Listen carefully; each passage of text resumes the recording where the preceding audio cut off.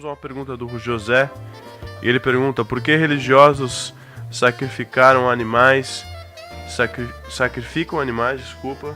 e oferecem aos adeptos beberem o sangue?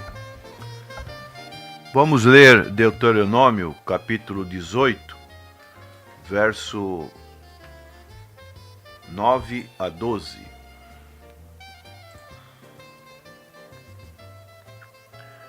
Quando entrares na terra que o Senhor Deus te der, não aprenderás a fazer conforme as abominações daquelas nações.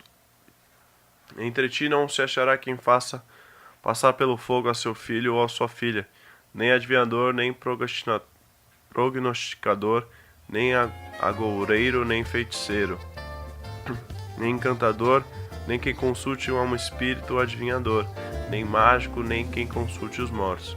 Pois todo aquele que faz tal coisa é abominação ao Senhor, e por essas abominações o Senhor teu Deus os lança fora diante de ti. Então aqui nós encontramos nesses versículos uma lista das práticas de magia ocultista que eram comuns na religiosidade de Canaã.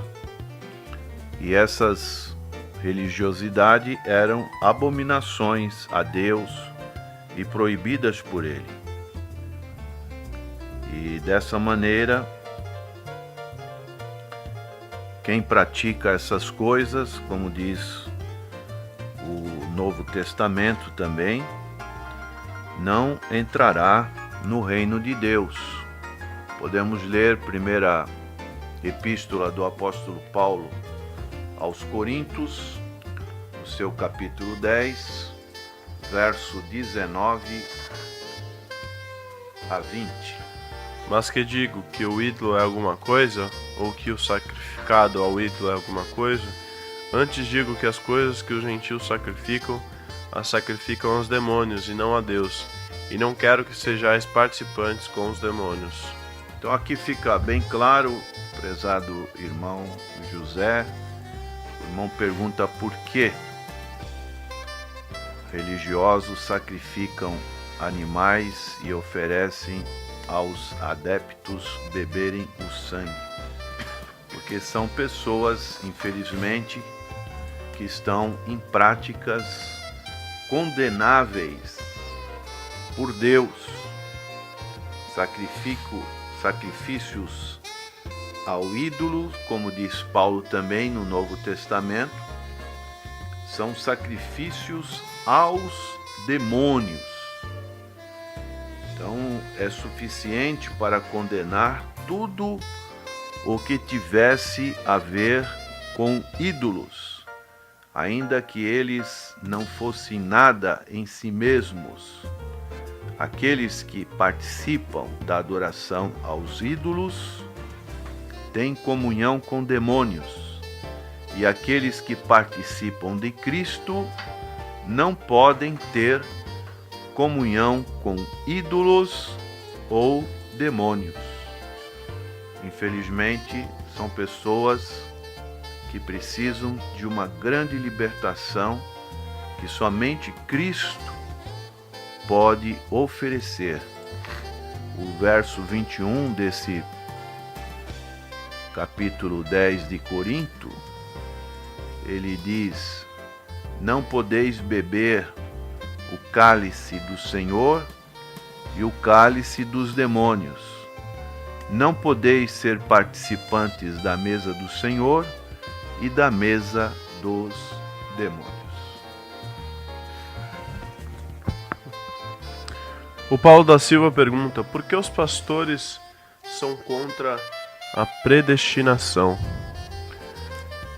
Esse é um assunto que tem uma grande controvérsia e nós queremos ler na palavra do Senhor o que está escrito em Efésios capítulo 1, verso 4 e 5.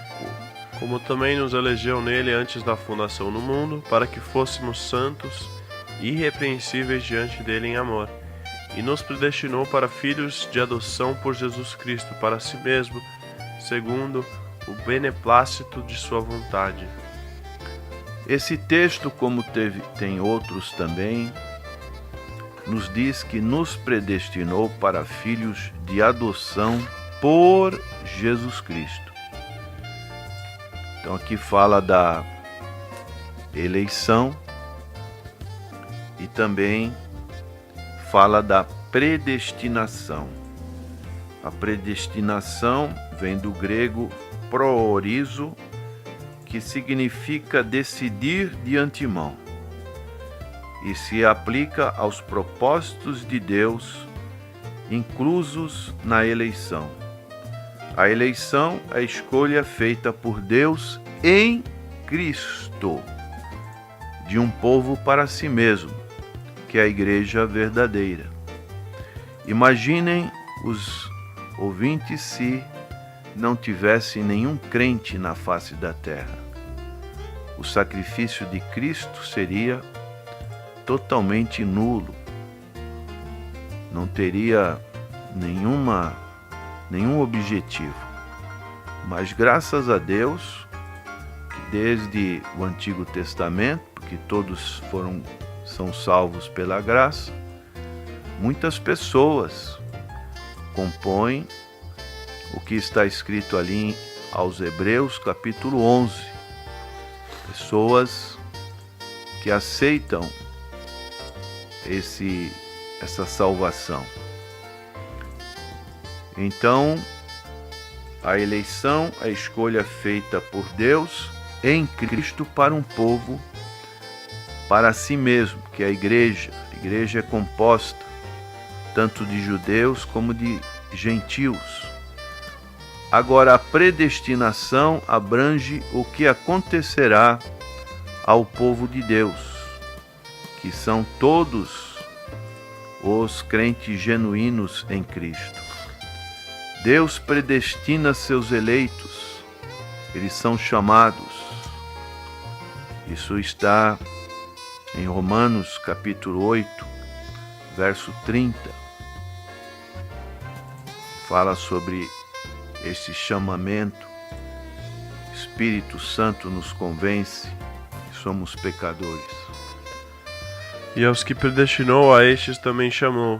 E aos que chamou, a estes também justificou. E aos que justificou, a estes também glorificou. Depois são justificados, a operação da justificação, conforme Romanos 3, 24. Sendo justificados gratuitamente pela sua graça, pela redenção que há em Cristo Jesus. São considerados inculpáveis. Romanos 1, 4.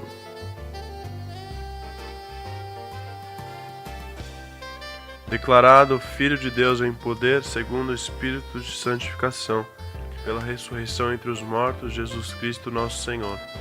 São adotados como filho, verso 5 do capítulo 1 de Romanos. Pelo qual recebemos a graça e o apostolado para a obediência da fé entre todas as gentes pelo seu nome. E aqui em Efésios, no livro de Efésios, capítulo 1, verso 4, o apóstolo Paulo fala também, como também nos elegeu nele antes da fundação do mundo, para que fôssemos santos e irrepreensíveis diante dele em caridade. E depois ele vai falando, e nos predestinou para filhos de adoção por Jesus Cristo para si mesmo, segundo o beneplácito da sua vontade.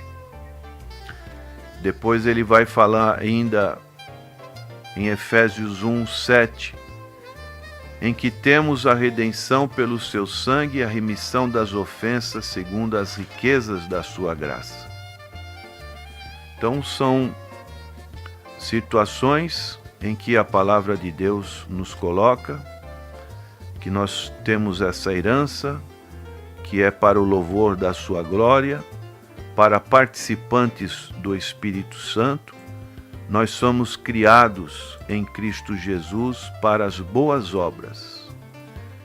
Essa é a condição da predestinação, quer dizer, a pessoa é predestinada a realizar essas características iguais a características da nossa união com Cristo, porque a eleição ela é cristocêntrica.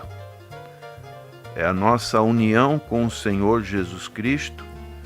Deus está nos elegendo em Cristo para a salvação. A predestinação, assim como a eleição, refere-se ao corpo coletivo de Cristo, isto é, a verdadeira igreja, e abrange indivíduos somente quando inclusos neste corpo, mediante a fé viva em Cristo Jesus. Podemos ler Efésios, capítulo 1, verso 5. E nos predestinou para filhos de adoção por Jesus Cristo, para si mesmo, segundo o beneplácito de sua vontade.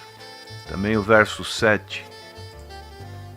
Em que temos a redenção pelo seu sangue, a remissão das ofensas, segundo as riquezas da sua graça. E também o verso 13. Em quem também vós estáis, depois que ouviste a palavra da verdade, o evangelho da vossa salvação, e tendo nele também crido, fostes selados com o Espírito Santo da promessa. Aqui está, então, essa condição